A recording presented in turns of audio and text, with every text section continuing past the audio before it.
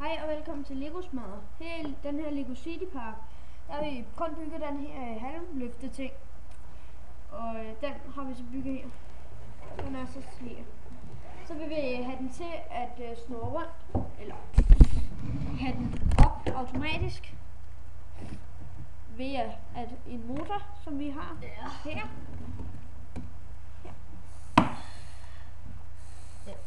Den snurrer sig rundt. Ja. Og så har vi den så der. Så tager vi den ind til her.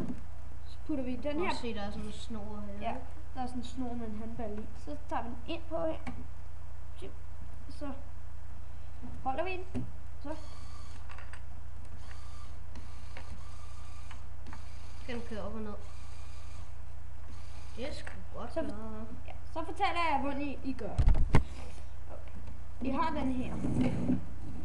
Den her. Vi har sat en længere. Ja, vi har sat en længere i af dem her. Ja, når jeg byggede den, så vil der ikke stifte nogen herud, men vi har sat en længere i. Ja, ellers kunne vi ikke sætte den her i motoren. Så putter man den længere i. Ja, og så skal man have sådan en. Så skal vi have den der motor, og den kan I få via en park, der koster 200 kroner eller 100 kroner eller sådan. Ja.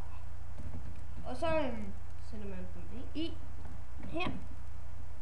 Så holder man bare på den her, og så skal man tænde og slukke, køre den rundt hernede. Men I skal passe på, I må ikke gøre sådan her. Så faldt den af. Så faldt krogen af. Alt den af og vælte og stige og vælte. Det skal vi nok lige lave. Så hej.